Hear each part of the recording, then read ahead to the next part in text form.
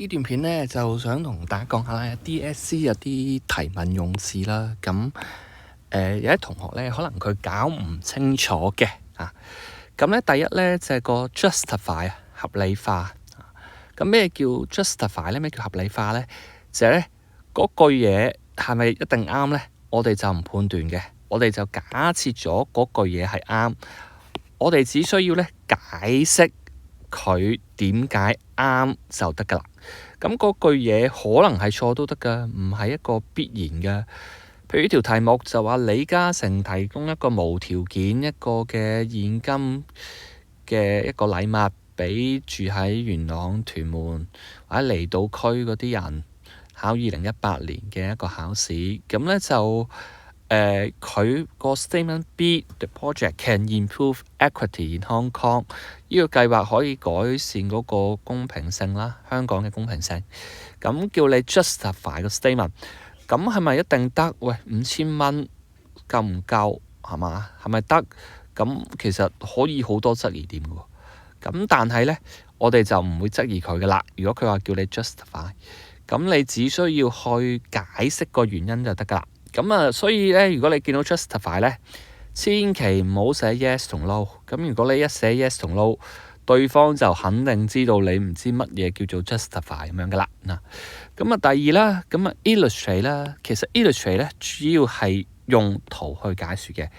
咁一個字呢就好似個 illustrate 嘅，咁啊嗰個就係 illustrator。其實同學喺幼稚園或者小學嘅時候呢，如果你有睇過啲圖畫書呢，係英文嘅，咁其實佢係一個叫做 illustrator 啊嘛。咁佢負責乜嘢啊？負責係畫圖嘅啫。咁所以如果嗰條題目係有畫圖，而佢冇其他嘅提問用字嘅話呢，咁就只需要用圖呢，唔需要用文字嘅。Use diagrams only。我呢度想強調一樣嘢就係唔需要用文字去解釋嘅。當然啊，咁如果嗰幅唔係圖，咁會唔會考評局都可以用啊 ？Illustrate 原來佢都可以用嘅，咁所以你就睇清楚啦。如果佢係一個嘅圖，要叫同學去畫圖，叫考生去畫圖，咁如果佢寫住 Illustrate 呢，佢應該佢只係叫同學畫圖嘅啫。咁都留意到出過好多次，其實都真係畫圖嘅啫，唔需要同學去再寫任何文字解釋。咁所以同學呢，就唔好寫即係你可能擔心佢會唔會用錯字，所以你要解釋。咁但係就算你解釋，你亦都唔好寫太多。如果你只係擔心，咁但係其實佢唔需要嘅。譬如佢2016呢條呢，佢就 use one supply demand diagram to illustrate。咁佢就好似都有俾到幅圖同學嘅，如果我冇記錯嘅話。咁啊，淨係喺幅圖嗰度畫啲線，咁啊同埋顯示佢個價錢啦，effect of on the price 咧，咁啊即係佢個價錢有冇升跌啦。咁啊你畫咗嗰兩個 event，咁可能喐咗兩條線，同埋嗰兩個價錢，咁就已經 OK 嘅啦。咁啊唔需要用文字去解釋嘅。咁啊譬如佢通常啲 table 佢係用 illustrate 啦，不過佢前面有個 explain 啦，係嘛？呢度 state 啦 ，state the law of diminishing marginal return and explain 啦 whether the about data illustrate the law 係嘛？咁當然佢應該叫你 explain 嘅，咁但係呢度就其實都係 illustrate， 但係你一定用文字㗎啦，因為佢冇圖啊嘛。咁呢就嗱2022嗰條，咁啊通常有啲咩經濟學原則 illustrate by in the above practice， 咁其實呢個都係你只會寫文字唔會寫圖啊嘛，咁所以你唔會畫幅圖啊嘛，係咪先？畫唔到啊嘛，咁啊所以呢啲就算佢用 illustrate 其實都冇乜關係嘅。咁呢就嗱 A， 譬如佢2017年呢條啦，咁你見到佢有兩個提問用字啦，咁所以你睇清楚啲啦，佢唔止係叫你 illustrate， 仲叫你咩啊？乜嘢情況係嘛？咁啊，其實佢有兩部分嘅。咁所以總括嚟講呢，如果佢淨係得個 illustrate 嘅字呢，係嘛 ？One diagram to illustrate 係嘛？咁嘅話呢，其實就或者佢叫你淨係用圖啦，係嘛？Use diagram 啦，咁你就咁你就淨係畫圖就 OK 咁樣噶啦，咁啊唔需要特別去解釋咁樣嚇。咁咧就嗱第三啦，就 explain why 同埋 explain how。咁其實就就算可能你唔係好知嘅分別，可能你都會答到嘅。咁但係呢度都同學講一講啦嚇。咁咧個 why 其實應該強調咧嗰個原因個因果關係。咁而 how 咧其實會做多少少，即係要講埋清楚多少 step，即係會唔會個原因有幾步先至推論得到嘅啊？咁啊，譬如2023咁啊，講個 deflationary gap 咁樣啦。咁佢度話 explain how deflationary gap would be affected。咁其實個 deflationary gap 咁，如果同學有學過都會記得就有幾個步驟啦。咁所以你都係寫翻個幾個步驟落去就 OK 嘅啦。咁咧就譬如2014年呢一條 two reason to explain why。咁呢一度嚟講，其實就你講個原因，通常係用同嗰個計算 GDP 個定義有關啦。點解個 contribution 嗰個對嗰個依一個事件咧，出口個 revenue 對日本嗰個貢獻少過100萬。咁啊，用翻個原因去解釋。咁基本上就個原因就冇個 step 去到推論嘅。咁咧就嗱第四啦 necessary 啦。咁啊 necessarily the same 啦，或者 necessarily remain unchanged 啦。咁好少話 necessarily change 嘅，因為好難咁樣去問嘅嚇。咁啊，你留意啦，咩叫 necessarily？ 咁其實就 100% 係 true 嘅。咁點解要強調係 100% 咧？因為只要你有一個例外，咁其實成句 statement 咧就會係錯噶啦嚇。咁所以好大程度上，你揾到一個 case 就錯。咁所以好大程度上咧，同學你諗下點樣去推翻佢啫。咁調翻轉啦，同 justify 就你夾硬點都要支持佢，呢個就一定程度係點啊？相反咗啦，你諗啲嘢去推翻佢。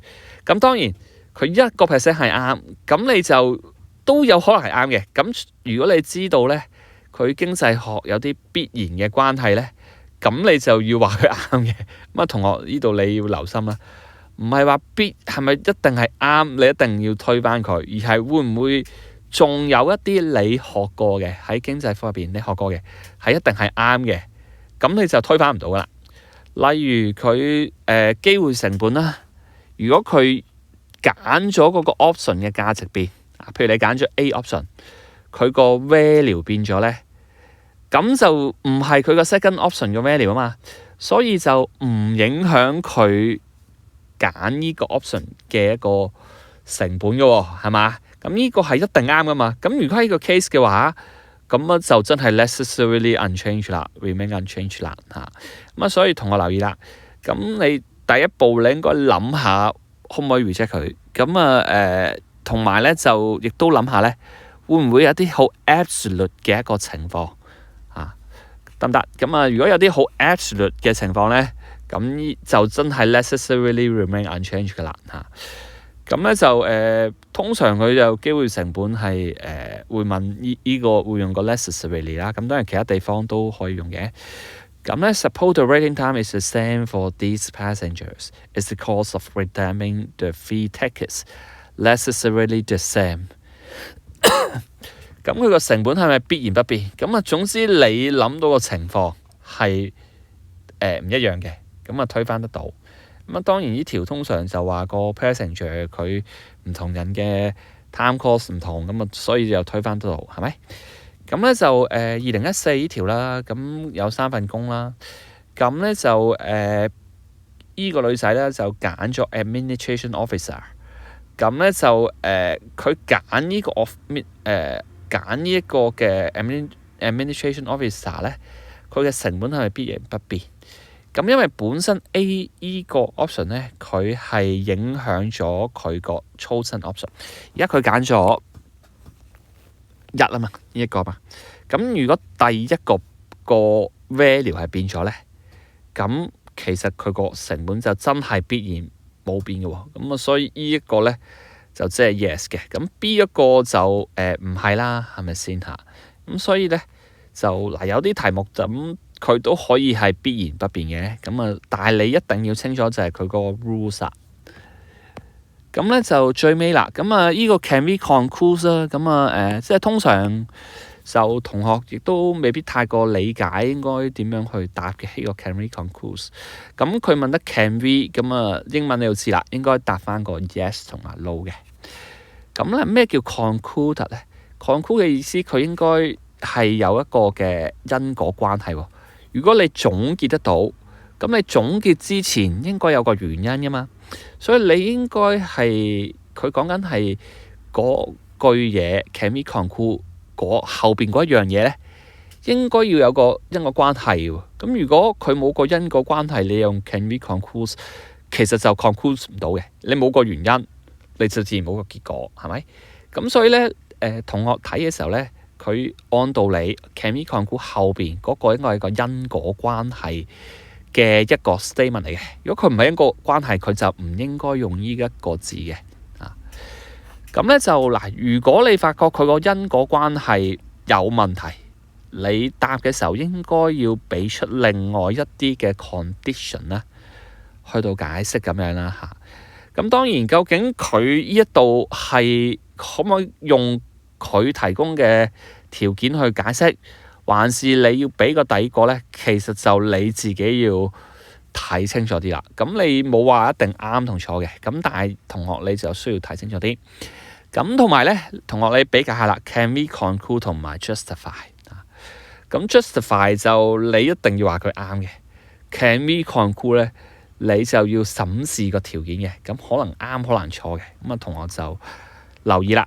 咁呢就呢度咧就有個2017年啦，咁啊見到個票價就係雖然個數字有升有跌，但係個 percentage 嘅，咁個 P 咧仍然係升嘅。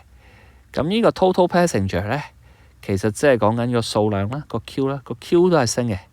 咁個 total revenue 啦，咁啊見到都係升嘅。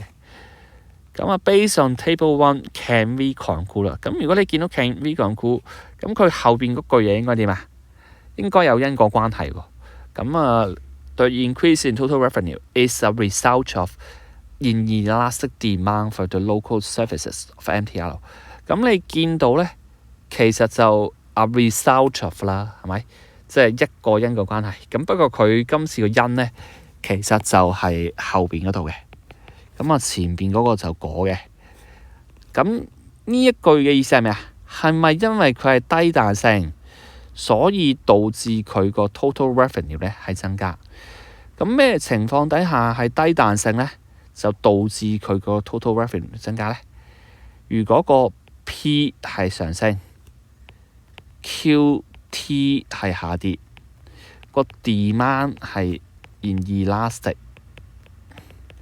咁嘅情況咧，咁啊當然啲咩 percentage change 嗰啲我就唔喺度寫啦。個 TR 就會係增加嘅。咁個情況要點啊？除咗你要講個 elasticity 個因果關係咧，就你仲要講埋個 P 同埋個 QT， 咁啊先至夠完整啊嘛。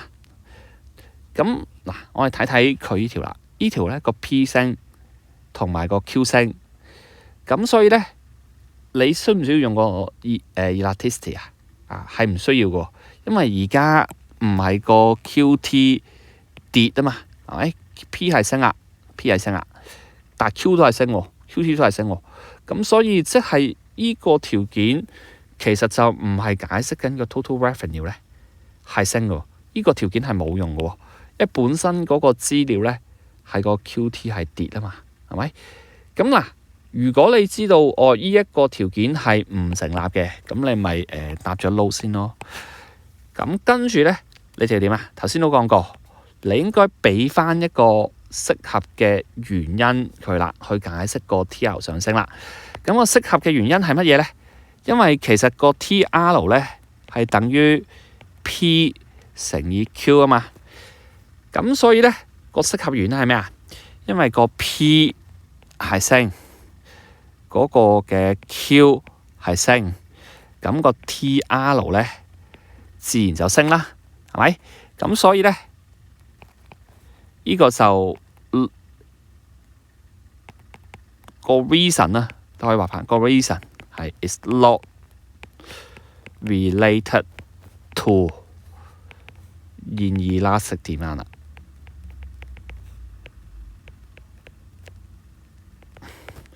好得唔得？咁咧就嗱，咁啊有5個嘅經濟學考試嘅 question wording，咁啊希望同學去了解啦。咁我呢段片就去到呢度。